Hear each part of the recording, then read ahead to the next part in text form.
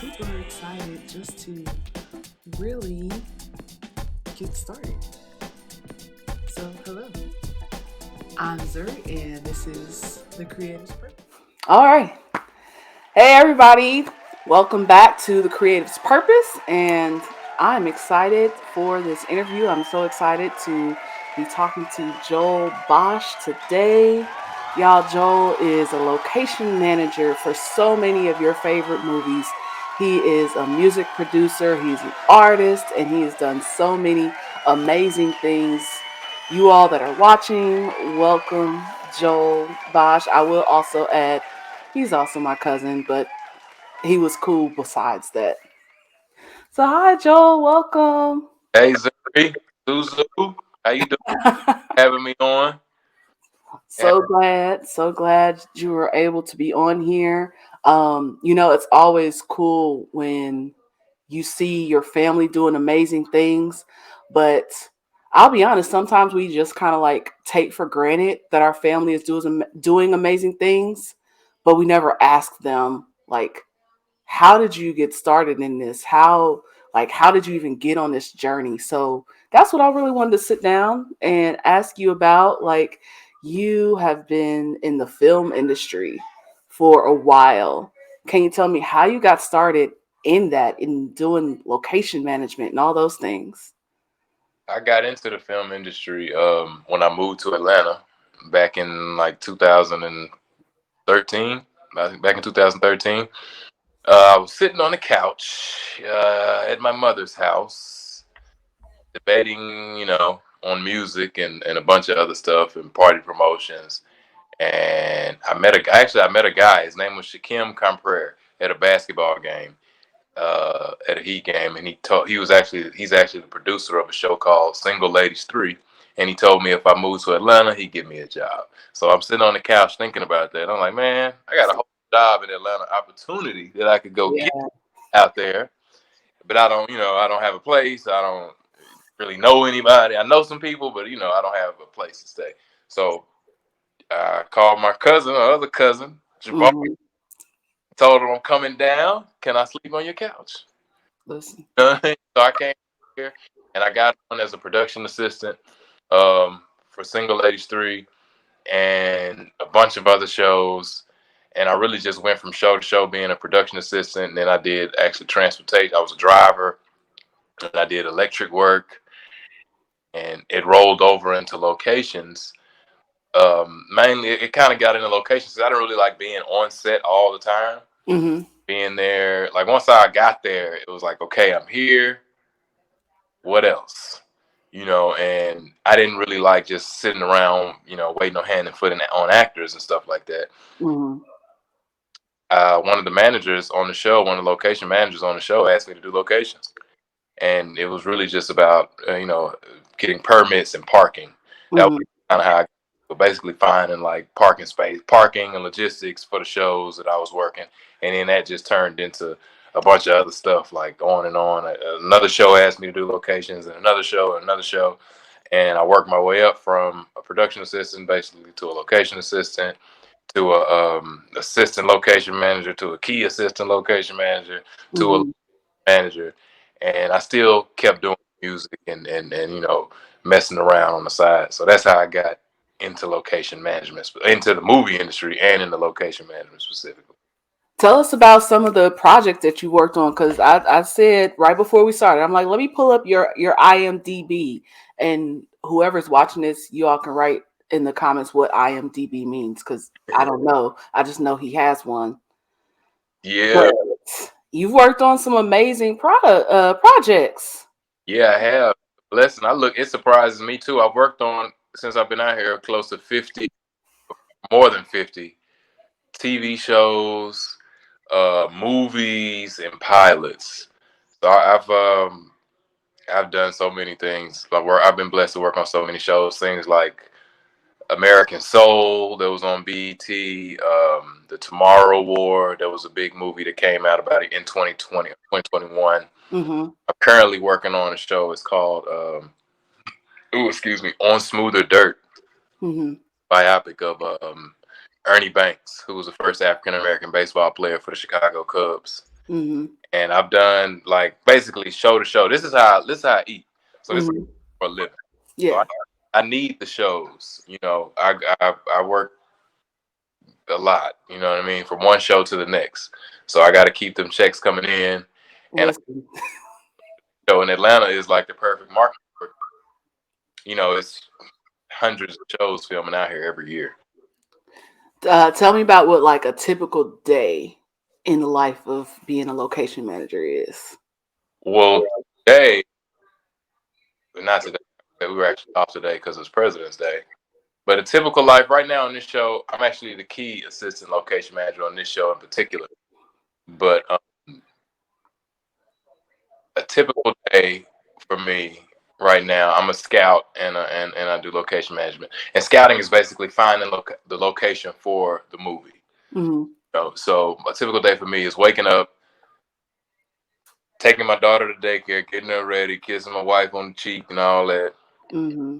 and then burrowed out into the streets, reading the script, going over like the locations that we need. This movie in particular is like it's a period piece, so it's based in the 70s. So we're looking for 1960s, 1970s houses and Oh. everything, whether it's a house, Mm-hmm. church, a park, anything that will be in the movie. That's what I go find. So I do research online. I look stuff up. I go out. I knock on doors. I take pictures of things. I go and knock on people's houses and ask permission to film. Mm-hmm. Right now we were looking for a lot of 1960s homes, so I went over to a place called Cabbage Town, Mm-hmm. Sweet Auburn district, which is actually where Martin Luther King was born and raised. And they still have that old architecture for the houses, and I went over there, go knock on some doors, hand out some flyers, talk to the neighbors, see who's interested in it, give them my spiel on what we want to do. Yeah, we want to come Mm-hmm. take over your house for a day or two, and and pay you. Mm-hmm. And it's a totally legit thing. It's compensated and insured. So I go around doing that for like the first half of the day, and then we go get lunch. I might meet up with my one of my coworkers, um, and we get start doing more research. Go back to the office, talk about the schedule and everything else around the movie and what if we're looking for is the right thing. I show stuff to the director, show stuff to the art director, show him what we found, and he says yes or no or dig deeper into that or find something like this, and then Mm-hmm. until we get a deal done.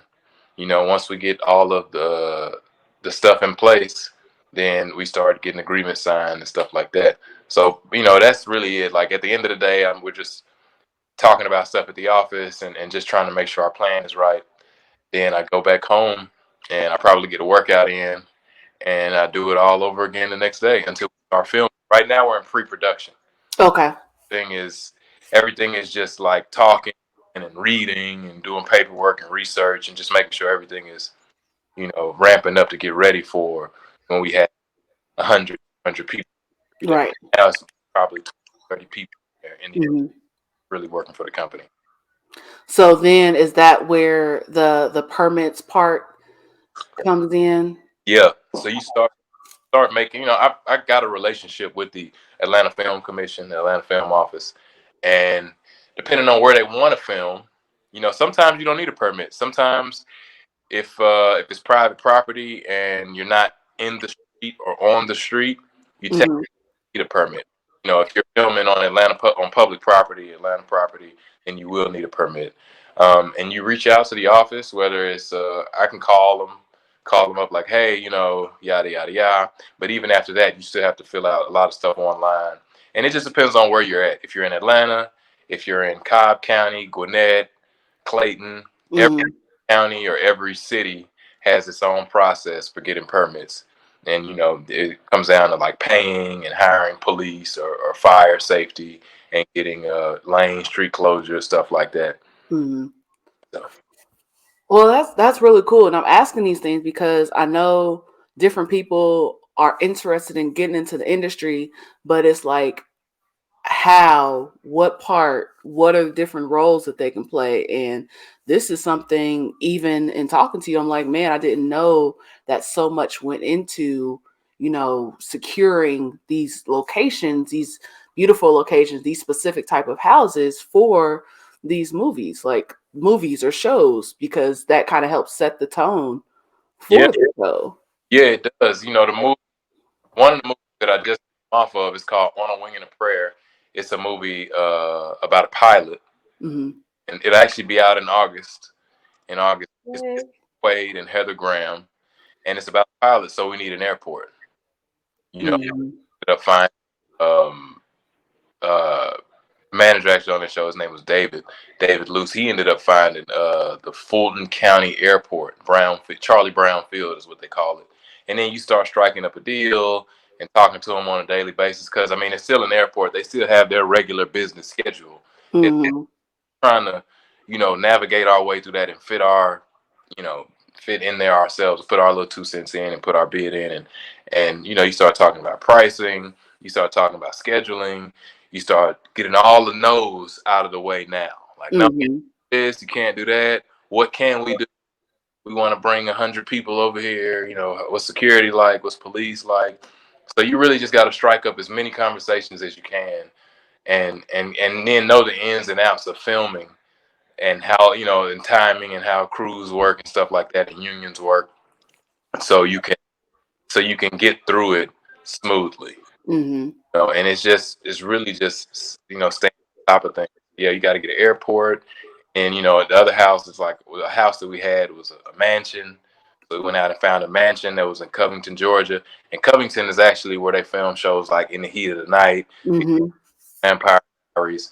So like the community is already open to it and ready to kind of receive it, or at least they kind of got an idea of what to expect. So that makes it easier. But you go out and you take pictures and you think in your mind, would this work for Mm-hmm. whoever? Would this type of character live there? Is this the type of character's house? And then you got Mm-hmm. the stuff around the house or wherever you're at. Like, will this work logistically? Mm-hmm.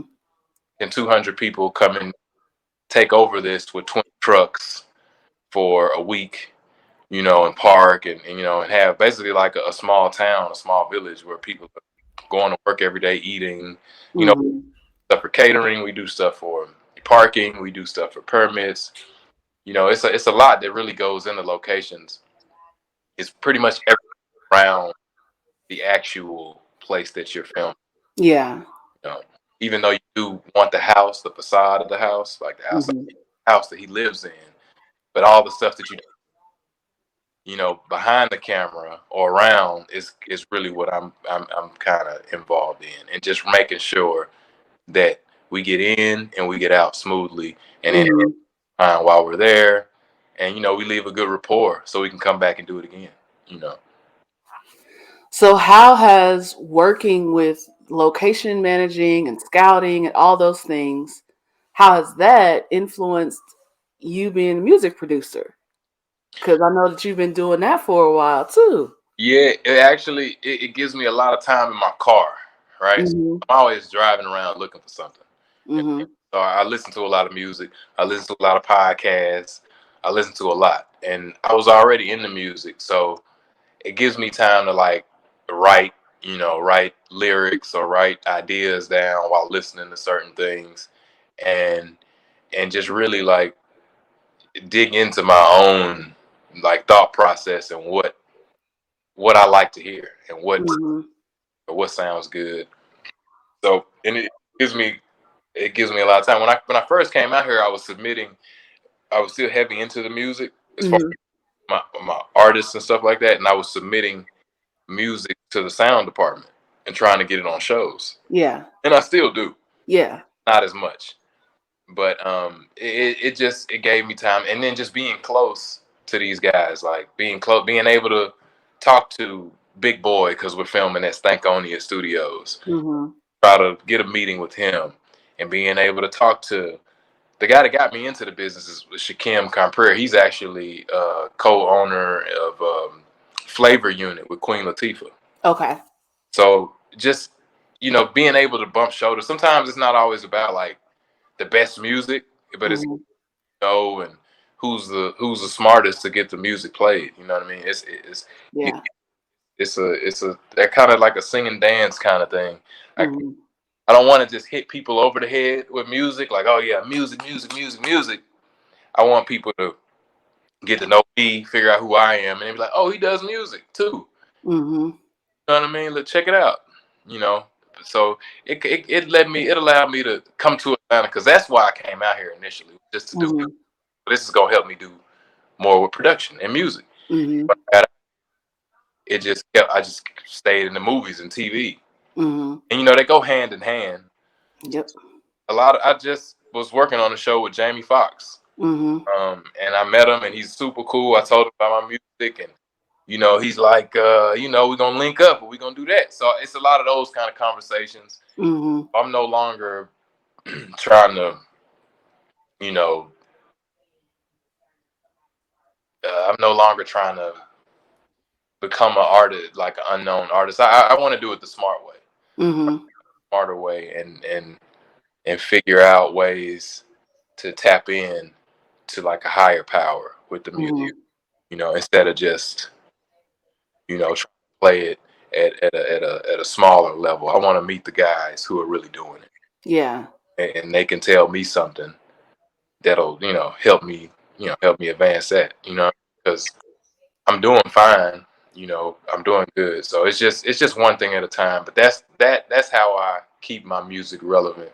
Is I just keep working and keep writing, and when I have all this time in the car riding around and thinking of stuff, I can go back home and like make a beat or make a song Mhm. in my mind. Because Mhm. riding around the car all day. So, you know. So while you're working in music, you're working in film, and you have like all of these different ideas that have just been flowing, I imagine like you probably have like this vision of where you see your life going. And I know before we were talking about, I said like how does your faith, how does God tie into like this vision that you see your life going? Yeah. I mean, I wake up, I pray every day. It's a really tough job. Mm-hmm. I don't. I make it look good. You know what I mean? Because it's in our, it's in that West Wisconsin anatomy. Mm-hmm. But it's really a tough job, especially when you start filming. You're talking about being away from the home 12 hours, 15 hours, 18 hours a day, being on set, working for the job, working for the, making sure that the film or the TV show, whatever it is running smoothly. So, when you're away from home like that, and when you're being out that long, it's a lot of wear on your body. You know, Yeah. it's you waking up, going, running around, driving around. So I pray a lot. You know what I mean? I thank God every day, and I ask for more. Mm-hmm. It's I'm still at the beginning. With Yeah. the beginning, so my faith plays a role is because I believe so hard, in myself, and I do know I do have a plan for the future. I do want to, move upward. Mm-hmm. I pray for things like that, and I don't let really anything get in my way. And if when stuff gets tough, I just accept it and pray some more. Be like, Mm-hmm. this is what it has to be. Mm-hmm. Happen in order for me to go to the next level. And then my faith is like, keeps me grounded and really helps me to accept that this Mm-hmm. instead of trying to reject. I think it's really interesting, kind of the journey that even God is taking you on, because it's like you're working in music, and music is this storytelling. You're rapping, you're putting together these different beats. You're like basically you're creating this story, and then He puts you in this position with location scouting where you are like visually seeing this story. So I'm like, man, like it's really cool to see or think about how all of this is working together with you being able to do the sound and the visual with the stories that you have. Yeah, I think about it too because I want to direct, Mhm. and I ask God like, how do I do this, or how is this going to help me do that? Mhm. And it's right in my face. I'm essentially building locations with some of the best people in the industry in town in Atlanta, Mhm. whether that's in front of the camera, behind the camera, writers, producers, locations. Mm-hmm. So when the time comes for the button to be pushed, on my ideas and on, Mm-hmm. then I'll already have the ball rolling, and I'll know some people that I can. Hey, we want to film at your house. Hey, that actor. Hey, I need that man. And then since we already, have the relationship, it should just roll. Mm-hmm. It's a beautiful thing the way it's kind of working out, and it surprised me too. It surprised me too. Like when I just want to do a music video, I'm like, man, I could just go do it at this mansion that I know. Guys Mm-hmm. to do it there. It's like, yeah, just come do it, do whatever you want. And it's a process. It's a process, and I'm just trying to make my artistry, original. And I'm not in a rush to Mm-hmm. put out something that I'm not gonna like, and I still have to keep up with my schedule with work. Yeah. When the time is right, I'm gonna drop something on 'em, visually, Mm-hmm. and it'll all be one piece. So I'm excited about that. I'm excited. It is building up. I'm building up a nice thing here. Yay. Well, one thing that you mentioned is, you got a whole family. And I know that's another part of being a part of the industry is having to balance out being a family man and being in an industry that has you on the go a lot. So if you were to give advice for people that desire to go that direction but also want family, what would you say? It's great. Mm-hmm. Having a great support system is very important. My wife, my family, her mother, my mother, her folks, they always helping out. My folks are always helping out. So that is very they allow me, to be able to be away from home like that because I have a great support system. Mm-hmm. When I'm out, I'm working. So it's really, it has to be done. And Yeah. that's it's I look at it like this: having a kid, not easy. It ain't easy. Mm-hmm. Family, having a wife is just not easy. There is no easy about it. So once you accept that, then it should all be downhill from there. You got your moments when you're like, man, how am I going to do this? But at the end of it, it's after you ask yourself that, and a light bulb goes off. Oh yeah, that's how I can do it. Mm-hmm. I have a great support system. So a lot of people in the industry have families. Mm-hmm. So I don't want people to think that it's possible because it very much is. Most of the people in the industry have families, if not all, have kids and family. A lot of people are away from home, but a lot of the stuff has been happening too with the unions. They've changed some rules with the strike that they had like last year about filming on set and Mm-hmm. how long we can actually be there and how long is too long, Mm-hmm. having the right amount of time to turn around and go home and come back. So it's tough, but it's worth it because it also enables me to provide. So it's great. And when you see other guys doing it too, my wife Ashley, she's pregnant now. We already have one, Dallas, she's 3, and we have another one due soon. So you see other people do it, and they got 5 kids or 10 kids or 3, or everybody has their own has their, Right. and I just don't think it's easy on anybody. Right. But it's worth it. I'm glad it's worth it. Love those people over there. Yeah, Yeah. they helps, man. And once I found the support system and knew that was it and accepted it, then it really made it a lot. It just made everything easier. Yeah. Yeah. What outside of having a support system, what do you think are some good like skills or things that people would need to prepare them? Preparing for what? just for going after their dream, going after music, going after getting into film or whatever.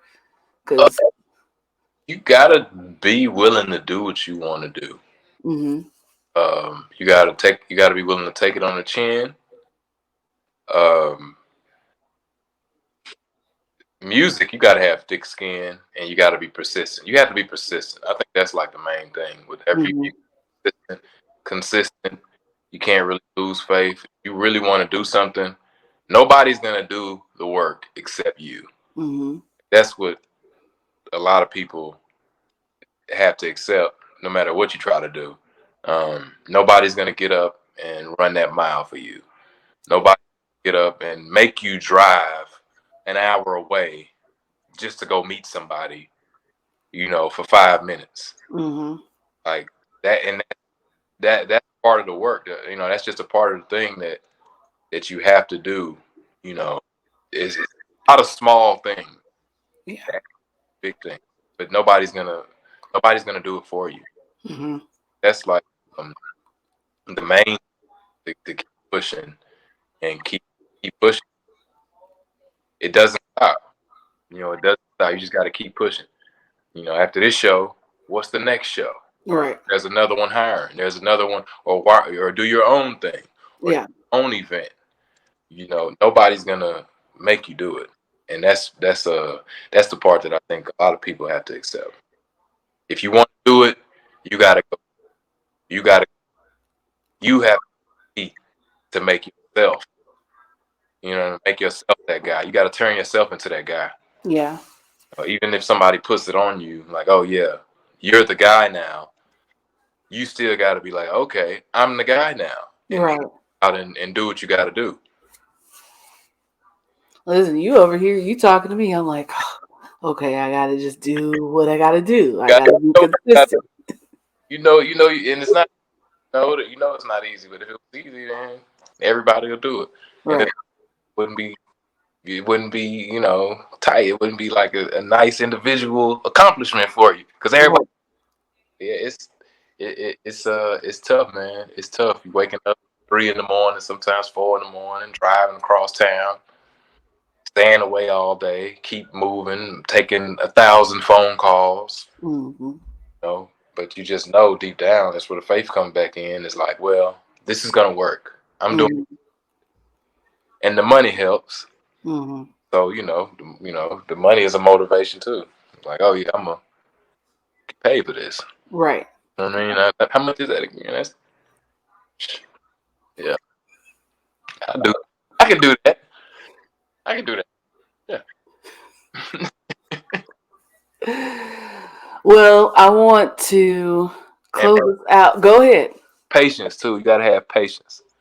You gotta have patience because That's it right one there. thing I did learn is locations. You talking to like a lot of people all day, right?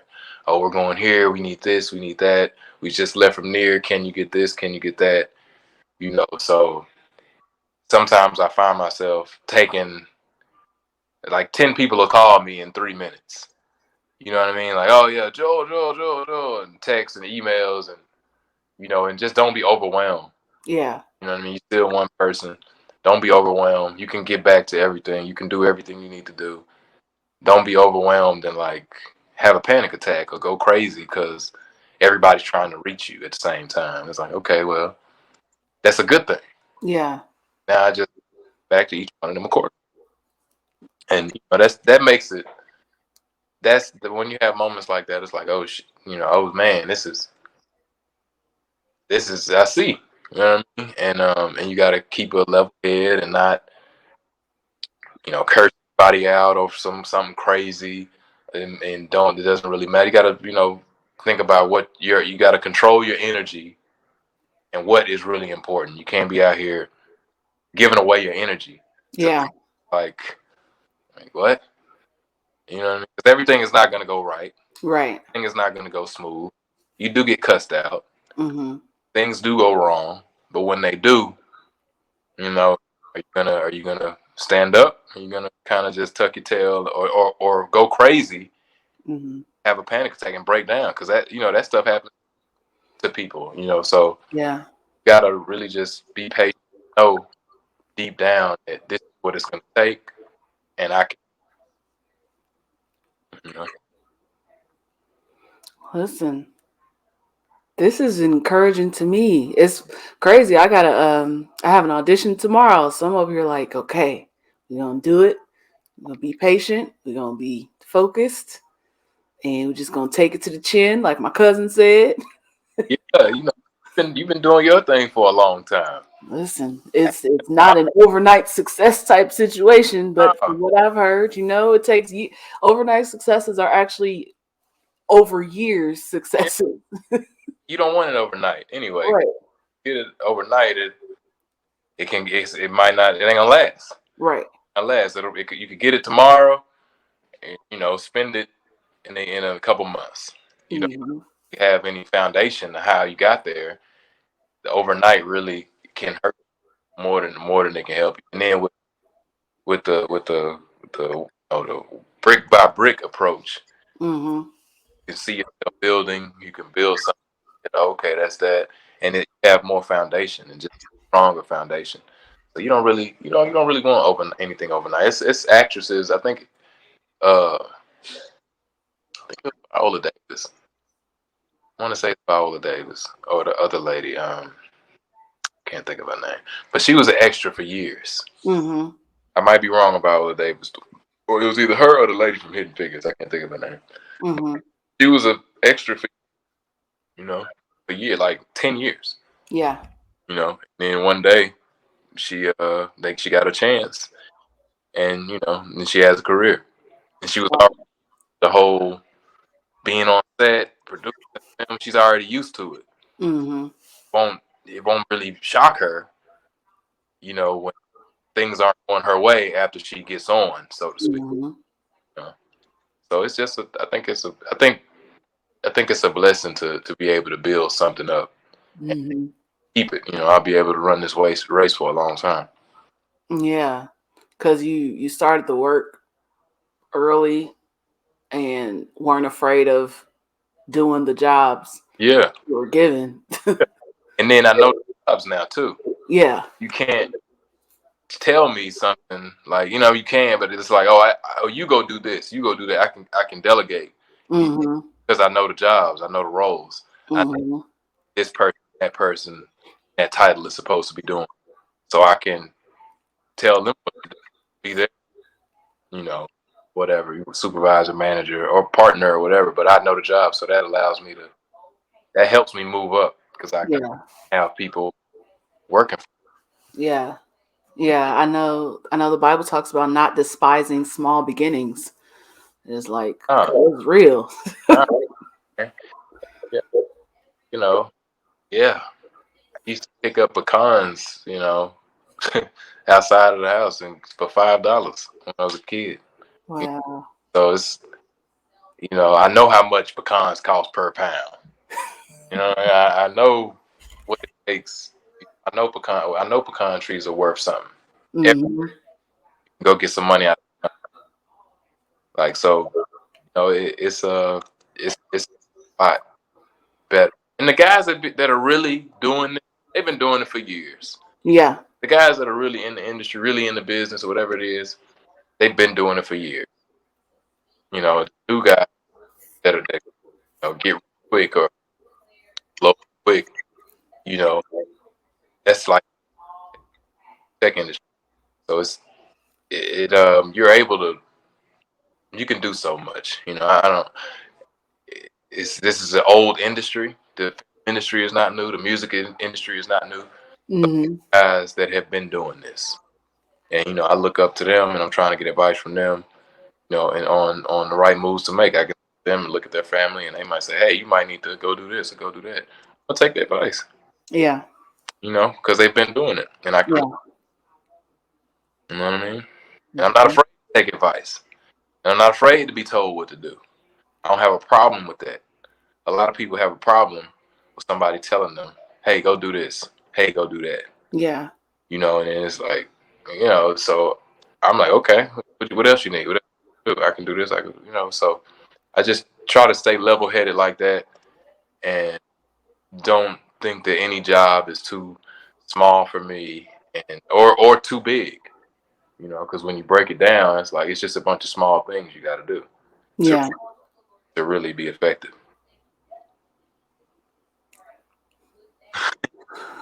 Well, cousin, I am. And now I'm saying cousin because you're my cousin on the show. I'm so proud of you, and I want the people.